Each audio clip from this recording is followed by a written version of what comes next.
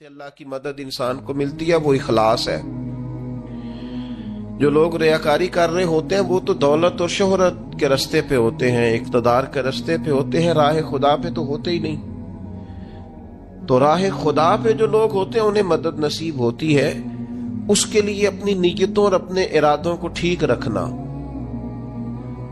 اپنی نیتوں کا وضو رکھنا بڑا ضروری ہوتا ہے۔ جن لوگوں کے اندر اخلاص ہوتا ہے انہیں اللہ کی مدد ملتی ہے۔ جو ریاکار ہوتے ہیں، تصنع بناوٹ والے ہوتے ہیں، وہ تو صرف ماحول کے اندر اپنے حق میں رائے قائم کرنا چاہتے ہیں، ان کو مدد الہی کیسے ملے گی؟ چوتھی بات یہ ہے، نہ تم نے گھبرانا ہے، نہ غم زدہ ہونا ہے، غالب تم ہی آؤ گے۔ غلبہ تمہارے نصیب میں لکھا ہے، شرط صرف اتنی ہے، ان کنتم مومنین، اگر تم کامل مومن ہو تو۔ اگر تم مومن ہو تو غلبہ تمہیں ملے گا، فتح تمہیں ملے گی، مدد تمہاری کی جائے گی، شرط یہ ہے کہ تم کامل ہوگے۔ اور دوسرا فرمایا وَالَّذِينَ جَاهَدُوا فِينَا لَنَهْدِيَنَّهُمْ سُبُلَنَا، جو لوگ ہمارے رستے میں جد و جہد کرتے ہیں ہم ضرور انہیں رستہ عطا فرما دیتے ہیں۔ ایک تو کامل ایمان انسان کے پاس ہو، دوسرا اس میں جد و جہد ہو، ہمت ہو، کام کرے، کوشش کرے، بڑی جلدی تھک نہ جائے، بڑی جلدی ہار نہ مان جائے، بڑی جلدی گھبرا نہ جائے، بڑی جلدی وہ فیصلے کرنے میں تیزی نہ دکھائے، اس کے مزاج کے اندر جد و جہد ہو، کوشش ہو۔ کہ مدد ملتی ہے نماز پڑھنے سے، اور مدد ملتی ہے صبر کرنے سے۔ جلد بازوں کو، بے صبروں کو، کم ہمتوں کو مدد نہیں ملتی۔ جو حکمت سے زیادہ جذباتیت کے قائل ہوں، تدبر اور فہم و فراست کی بجائے جلد بازی ان کا مزاج ہو، ان کو مدد کیسے ملے گی؟ آپ میں ٹھہراؤ ہو، حوصلہ ہو، صبر ہو تو اللہ کی مدد آ جاتی ہے۔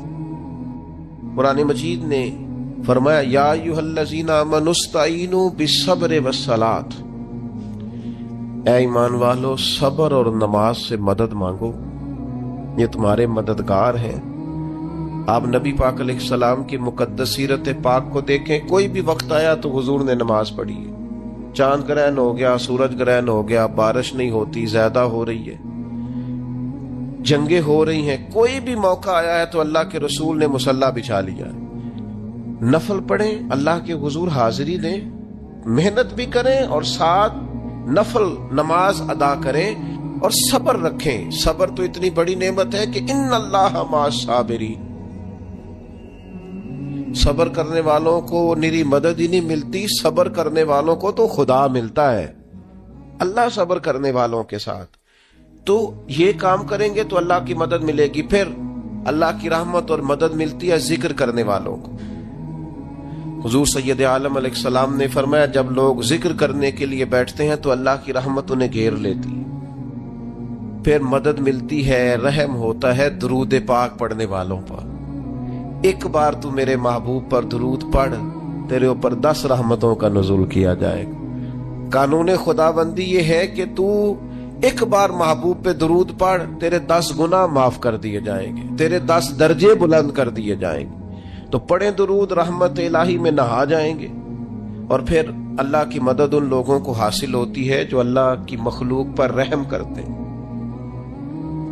مخلوق خدا پر جتنا دل بندے کا نرم ہوتا جائے، رحم والا ہوتا جائے، اتنی اسے اللہ کی مدد ملتی جاتی ہے۔ نبی پاک علیہ السلام نے فرمایا تم اللہ کی مخلوق پہ رحم کرو، اللہ تمہارے اوپر رحم فرمائے گا۔ اللہ تم پر رحم کرے گا، تم مخلوق خدا پہ رحم کرو۔ تو یہ چند چیزیں ہیں جن کی وجہ سے انسان کو اللہ کی مدد ملتی ہے، ان کو اپنایا جائے، ان کے مطابق اپنی زندگی کو ڈھالا جائے، مدد الہی نصیب ہو جائے گی۔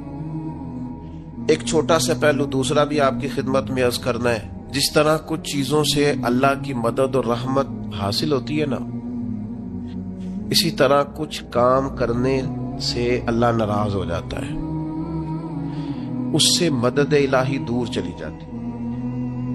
سب سے پہلی چیز یہ ہے کہ جب لوگ اللہ کی یاد سے منہ موڑتے ہیں نا، تو اللہ فرماتا ہے وَمَنْ أَعْرَضَ عَنْ ذِكْرِي فَإِنَّ لَهُ مَعِيشَةً ضَنْكًا، اگر تم میری یاد سے منہ موڑو گے تو میں تمہارے لیے زندگی تنگ کر دوں گا، تمہاری معیشت تنگ ہو جائے گی اگر تم نے میری یاد سے منہ پھیر لی۔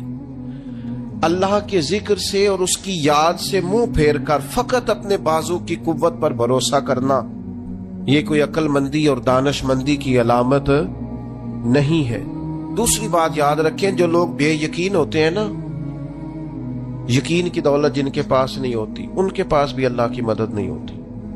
اللہ کی مدد تو یقین والے لوگوں کو ملتی، جن لوگوں کا یقین مضبوط ہوتا ہے نا ان کو مدد ملتی۔ اور پھر جو مستقل ڈیوٹی کرتے ہیں، مستقل تھوڑا سا کام کرنے کے بعد جو تھک جائے، تھوڑی سی کوشش کے بعد جو پریشان ہو جائے، ان لوگوں کو اللہ کی مدد نہیں ملا کرتی۔ اللہ کی مدد ان لوگوں کو ملتی ہے جو مستقل کوئی کام کرتے ہیں، جو کوئی ڈیوٹی کرتے ہیں، جو کوئی کام سر انجام دیتے ہیں۔ اسی طرح جو لوگ مستقل کام کرتے ہیں انہیں مدد ملتی ہے، جو مستقل مزاج نہیں ہوتے انہیں اللہ کی مدد نصیب نہیں ہوتی۔ ان الذین قالوا ربنا اللہ ثم استقاموا تتنزل علیہم الملائکہ، جن لوگوں نے کہا اللہ ہمارا رب ہے پھر وہ اس پر ڈٹ گئے، یہ وہ لوگ ہیں جن کی مدد کے لیے اللہ فرشتوں کا بھی نزول فرما دیتا ہے، اللہ فرشتوں کا نزول کر دیتا ہے ان لوگوں کے۔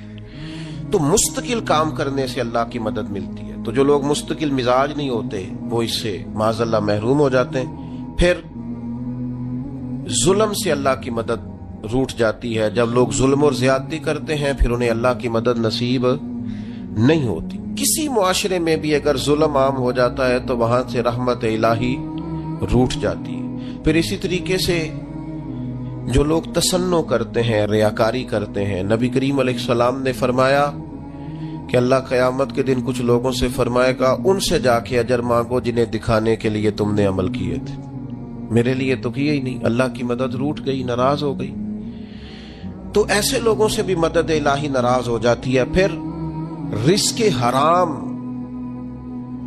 کے جو لوگ عادی ہو جاتے ہیں حرام کے، میرا رب قرآن مجید میں فرماتا ہے قل یا عبادی الذین اسرفوا علی انفسہم، اے محبوب فرما دو اے میرے بندو جنہوں نے اپنی جانوں پر ظلم کر لیے ہیں، جنہوں نے گناہ کیے ہیں، رب کی نافرمانی کی ہے، اپنی جان کو دوزخ کا معاذ اللہ سزاوار کر لیا ہے، جنہوں نے اپنی جانوں پہ ظلم کیے ہیں، میرے ان بندوں سے فرما دے کیا لا تقنطوا من رحمت اللہ، ان سے فرما دے کہ یہ اپنے اللہ کی رحمت سے نا امید نہ ہو۔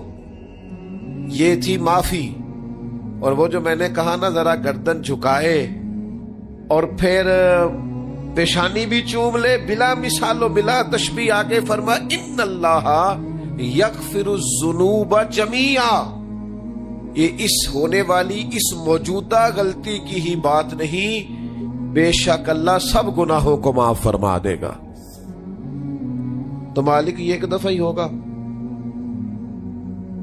یہ آج ہی رحمت آئی ہے، یہ کسی ایک مخصوص وقت، ایک مخصوص موقع یا کسی مخصوص تاریخ کے لیے ایسا ہے؟ فرمایا نہیں، انہو هو الغفور الرحیم، اللہ ہے ہی بڑا بخشنے والا اور رحمت فرمانے والا۔ یہ اس کریم کا ہمیشہ کا طریقہ ہے کہ وہ غفور بھی ہے اور وہ رحیم بھی ہے، معاف کر دیتا ہے۔ اور ان اللہ یغفر الذنوب جمیعا، بے شک اللہ سب گناہوں کو معاف فرمائے گا۔ مجھے بتائیے، ہامتے کامتے لرزتے سہمے ڈرتے کب کبھی وجود پہ طاری ہوئی بندے میدان محشر میں جمع ہو، اور انہیں خبر ہو کہ ڈائری تو کھل گئی، آڈیو ویڈیو تو چل گئی، پتہ تو سارا آ گیا، فرشتے دفتر اعمال لے کر پہنچ گئے، چھوٹی سی چھوٹی ذرے کے برابر بھی کوتاہی تو یہاں تک آ گئی، بندہ ڈرے کانپے اور اچانک آواز کرم آئے، ان اللہ یغفر الذنوب جمیعا، بے شک اللہ سارے گناہوں کو معاف فرمانے والا ہے۔ تو کیفیت کیا ہے، انداز کیا ہے؟ اس وقت انسان کے دل کو جو تسلی ہوتی ہے وہ تسلی کیا؟ ان اللہ یغفر الذنوب جمیعا، بے شک اللہ سب گناہوں کو بخش دیتا ہے۔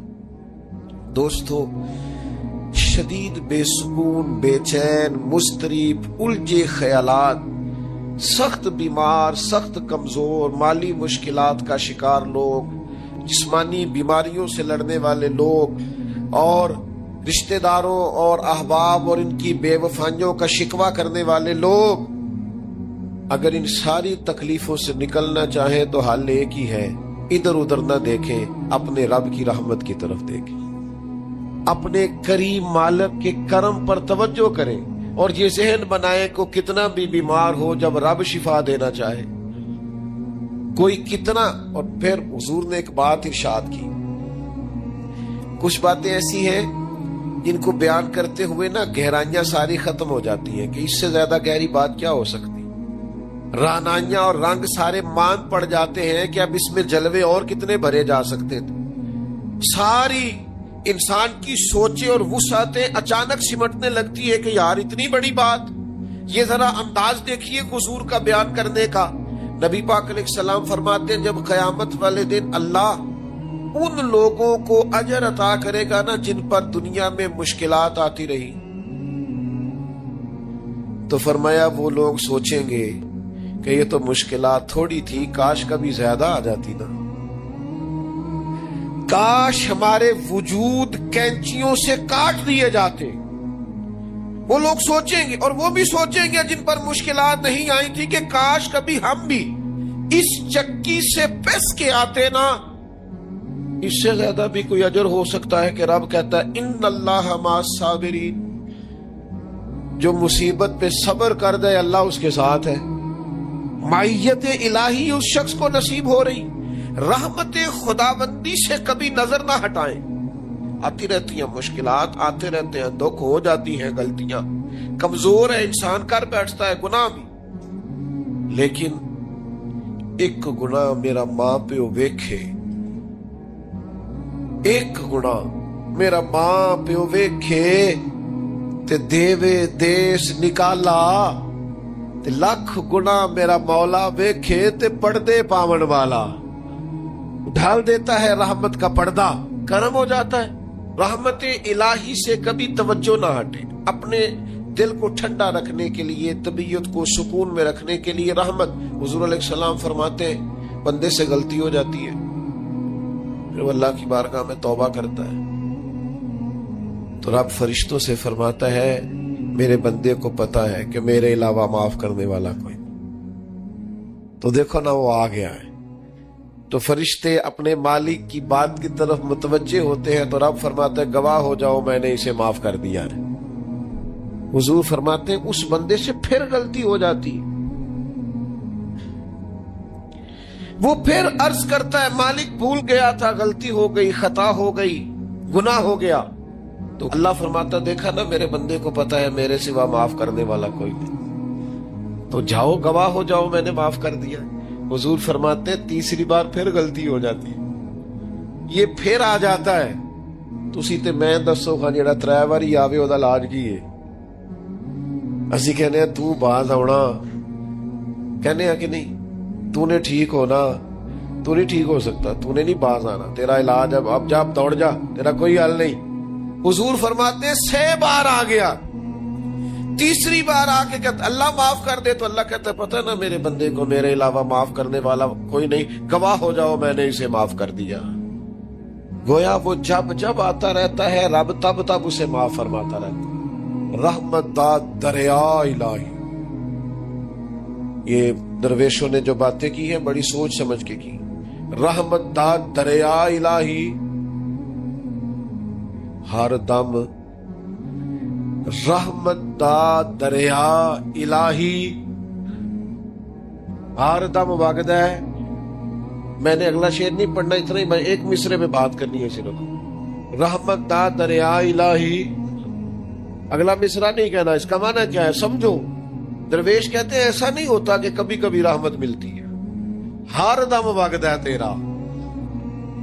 رحمت دا دریا الہی ہر دم ہر دم ہر دم وگدا تیرا، بس جے وچوں ایک قطرہ بخشے نا مینوں وی تے کام بن جاندا ہی۔ دم ہر دم سے بندے کو اللہ کی رحمت ملتی ہے، ہر وقت کرم ہوتا ہے، ہر وقت۔ اس کے لیے تو نہ کسی جگہ کی پابندی ہے، نہ وقت کی پابندی ہے، نہ یہ ہے کہ وہ اس وقت میسر ہے اور معاذ اللہ اس وقت میسر نہیں، نہ اسے اونگ آتی ہے نہ نیند آتی ہے۔ صبح بھی کرم، شام بھی کرم، وہ ہر وقت رحم ہی رحم فرماتا ہے۔ اور حضور فرماتے ہیں جب اس نے مخلوق بنائی تھی نا، اسی وقت اس نے اپنے عرش پہ لکھ دیا تھا، لوگوں میرا غضب زیادہ نہیں، میری رحمت ہی زیادہ ہے۔ جس نے بنانے سے پہلے کہا تھا، بنانے سے کروں شکر کتنا اور فخر کتنا کروں، تیرے کرم نے مجھے فائز المرام کیا اور بنا کے سید عالم کا امتی مجھ کو گناہ سے پہلے ہی بخشش کا انتظام کیا۔ جب حضور کا امتی بنایا تھا نا تو گناہ تو بعد میں کرنے تھے نا، امتی بنا کے بخشش کا بندوبست پہلے کر دیا ہے۔ بخشش کا بندوبست میں زیادہ نہیں کھول سکتا اس بات کو، غلطی بعد میں ہونی ہے، بخشش کا بندوبست پہلے۔ اور حضور فرماتے رب نے مخلوق بنائی تو یہ لکھ دیا کہ لوگوں یاد رکھنا غضب زیادہ نہیں ہے، رحمت ہی، تمہیں کرم ہی زیادہ ملے گا۔ اچھا حضور نہ کئی طریقوں سے اس رحمت کو بیان کرتے، کئی زاویوں سے، کئی مختلف انداز سے اللہ کے کرم کو لوگوں کے سامنے اجاگر کرتے۔ حضور علیہ الصلوۃ والسلام کے سامنے نا ایک جنگ کا موقع تھا تو ایک عورت کا بچہ گم ہو گیا۔ یہ نا ساری گھنٹیاں بج جاتی ہیں اگر کوئی بچہ گم ہو جائے، جتنی گھنٹیاں ہوتی ہیں نا، دل کی بھی، روح کی بھی، کانوں کی بھی، ساری گھنٹیاں ہی، مطلب آپ فوری طور پر جو لٹک جاتے ہیں نا زمین آسمان کے بیچ کے، بچہ بڑی دیر سے بیل ہی نہیں رہا، وہ جو ایک وقت ہوتا ہے نا وہ پل صراط پہ گزرتا ہے، یہ آسان ڈاکٹر کہہ دینا رپورٹ کرا لو مجھے فلانے سخت موذی مرض کا ڈر ہے، تو وہ رپورٹ کرانے کے بعد جو اس کے نتیجے کا انتظار ہوتا ہے نا، وہ جو کرب ہوتا ہے وہ خطرناک ہوتا ہے۔ اب بات کو سمجھیں، انسان کو محسوس ہو کہ میرے جگر کا پارا، میرا ٹکڑا، میرا بیٹا مل نہیں رہا، تو کیفیات کا رنگ اور ہو جاتا ہے۔ یہ ایک وارفتگی ہے نا، بچے کے ساتھ پیار ہے۔ ایک جنگ کا موقع تھا، نبی کریم صلی اللہ تعالی علیہ وسلم تشریف فرما ہے، ایک عورت کا بچہ گم ہو گیا، وہ بڑی بے چین ہے، بڑی نڈھال ہے، بڑے کرب میں ہے، تڑپتی ہے، کبھی ادھر بھاگتی کبھی ادھر بھاگتی، کبھی اس سے پوچھتی کبھی اس سے سوال کرتی، تلاش رہی ہے اپنے بچے کو۔ تو یہ سارا منظر، یہ ساری تصویر لوگوں کی آنکھوں کے سامنے، تو اس کرب کو ہر شخص محسوس کر رہا تھا، اس کی کیفیت کو ہر آدمی اپنی آنکھوں سے دیکھ رہا تھا۔ اللہ کے حبیب علیہ الصلوۃ والسلام نے اس وقت جب لوہا پورا گرم ہو گیا، ذہن پورے تیار ہو گئے، تو محبوب نے ایک مسئلہ سمجھایا۔ حضور فرمانے لگے بتاؤ نا، اگر اس خاتون کو اس کا بچہ مل جائے جو اتنی تڑپ رہی ہے، تو کیا اس بچے کو آگ میں ڈال دے گی؟ تو وہ کیفیت سارے دیکھ رہے تھے، مشکات میں حدیث موجود ہے۔ عرض کی یا رسول اللہ، سوال ہی نہیں پیدا ہوتا، اس کا جو درد ہے، اس کی جو تڑپ ہے، اس کی جو کیفیت ہے، وہ تو کچھ اور بتا دیتی ہے۔ تھوڑی دیر کے لیے بچھڑ گیا ہے تو اتنی تکلیف میں ہے، تو کجا یہ کہ وہ آگ میں جلا دے۔ جب ذہن یہاں تک تیار ہو گئے، لوگوں کا ذہن یہاں تک تیار ہو گیا، تو اب میرے کریم محبوب کی آنکھوں میں آنسو آئے۔ اب حضور نے رحمت الہی کا جھونکا لوگوں کو دیا۔ کریم فرمانے لگے جتنا یہ اپنے بچے سے پیار کرتی ہے نا، رب کریم اس سے بڑھ کر اپنے بندے سے محبت فرماتا۔ بس یہاں بات محبوب نے بند کر دی، یعنی فرمایا کھولتے رہنا۔ مانا کیا ہے کہ اگر یہ نہیں نہ دوزخ میں پھینکنا چاہتی اپنے بچے کو، تو رب بھی اپنے بندوں کو سزا نہیں دینا چاہتا۔ ساری زندگی کوئی رب کی عبادت کرے، ایک سجدہ بھی معاذ اللہ کسی بت کو کر دے، پچھلی ساری باتیں کارت چلی گئی، مشرک ہو جائے گا۔ ایک منٹ کی بھی ملاوٹ دین برداشت۔ سمجھوتا کیسے کر لیتے ہیں لوگ اصولوں پر؟ نہ کریں سمجھوتا۔ آپ ذرا کھڑے ہونا سیکھیں، آپ تھوڑا ڈٹنا سیکھیں، آپ تھوڑا اپنا مورال بلند کریں۔ آپ کا کوئی سٹیٹس ہونا چاہیے، کوئی معیار ہونا چاہیے۔ اپنے مقصد پر کبھی بھی کوئی سمجھوتا نہیں ہو سکتا، نہیں ہو سکتا۔ تو ایک تو اصولوں پر سمجھوتا نہیں، دوسرا دھمکیوں کی پرواہ نہیں۔ زندگی جو ہوتی ہے نا، اس نے بہرحال ختم ہونا ہوتا ہے۔ تو اگر کوئی شخص اپنے نیک، جائز اور دینی مقصد کے راستے میں دھمکیوں کی پرواہ کرنے لگ جائے، وہ خیال ہی نہ کرے کہ میں دین بیان کر رہا ہوں اور پھر 2-4 باتیں پوری ہوئی نہیں اور وہ ڈر جائے، تو وہ کمزور پڑ جائے گا۔ 1 2 4 5 منٹ کے اندر بلیک میل ہو جاتے ہیں لوگ، کوئی برداشت ہی نہیں کر پاتے، نتیجے اس کے ٹھیک نہیں نکلتے۔ یہ کام بھی کفار نے کیا۔ نبی پاک علیہ السلام نے اعلان نبوت کیا تو سلسلہ جب آگے چلا تو ایک ٹائم ایسا آیا کہ ساری برادری اکٹھی ہو کے جناب ابو طالب کے پاس آ گئے۔ یہی چچا تھے جو حضور کی ہر حوالے سے طرفداری بھی کرتے تھے، حمایت بھی کرتے تھے۔ وہ آئے، آ کے جناب ابو طالب سے کہا کہ یہاں تو آپ اپنے بھتیجے کو منع کریں، وہ ہمارے معبودوں کو برا بھلا کہہ کے ہمارے جذبات کو ٹھیس پہنچاتے ہیں معاذ اللہ، یہاں پھر آپ تیار ہو جائیں ہم سے جنگ کرنے کے لیے۔ اور شدید انداز میں بات کی۔ جناب ابو طالب نے ایک دفعہ تو ٹال دیا، وہ دوسری دفعہ پھر آ گئے، آپ سے کہا تھا پر آپ نے بات نہیں کی، آپ دیکھ لیجئے، یہاں آپ حمایت چھوڑ دیں، ہم جانے وہ جانے۔ اور شدید دھمکی دی انہوں نے۔ جناب ابو طالب بوڑھے تھے، اور پھر یہ کہ ساری برادری، انہوں نے نبی پاک علیہ السلام کو بلایا، سرکار تشریف لائے تو کہا بھتیجے میں نے ہر موقع پر آپ کی مکمل حمایت کی ہے، میں ساری برادری کا بوجھ نہیں اٹھا سکتا، آپ اپنے قبیلے کے ساتھ بیٹھ کے بات کر لیں۔ اور وہ کہہ رہے ہیں کہ یہاں تو آپ باز آ جائیں، یہاں پھر جنگ ہوگی۔ تو یہ میرے رسول پاک علیہ السلام کا مقصد کے لیے عزم ہے۔ نوجوانوں سنو اور یاد رکھو، کریم فرمانے لگے کہ ذرا لفظوں کی حرارت دیکھنا اور جملوں کا روب دیکھنا اور گفتگو کا ولولہ دیکھنا۔ کریم فرمانے لگے چچا یہ میرے سیدھے ہاتھ پر سورج لا کے رکھیں اور دوسرے پر چاند لا کے رکھیں تو دین کی تبلیغ پھر بھی نہیں چھوڑوں گا، کہتا رہوں گا لا الہ الا اللہ۔ اور حضور علیہ الصلوۃ والسلام نے فرمایا میں دین کی تبلیغ کرتا رہوں گا، اور چچا 2 ہی باتیں ہیں، یا دین غالب آ جائے گا یا میں اپنی جان دین کے راستے میں پیش کر دوں گا۔ یہ رسول پاک کا دیا ہوا فلسفہ ہے کہ آپ کو دین کا کام کرنا ہے تو جان لڑا کے کرنا ہے، یہ شہادت کا ہے، الفت میں قدم رکھنا ہے۔ لوگ آسان سمجھتے ہیں مسلمان ہونا، آپ کو پھر پوری مشقت کے ساتھ زخم پہ زخم کھا کے جی خونے جگر کے گھونٹ پی آہ نہ کر لبوں کو سی، یہ عشق ہے، کوئی دل لگی نہیں۔ چپ کر کوئی گلہ نہ کرنا، شکوہ نہ کرنا، کسی قسم کا لفظ زبان پہ اعتراض کا نہ لانا، یہ عشق ہے، کوئی دل لگی نہیں۔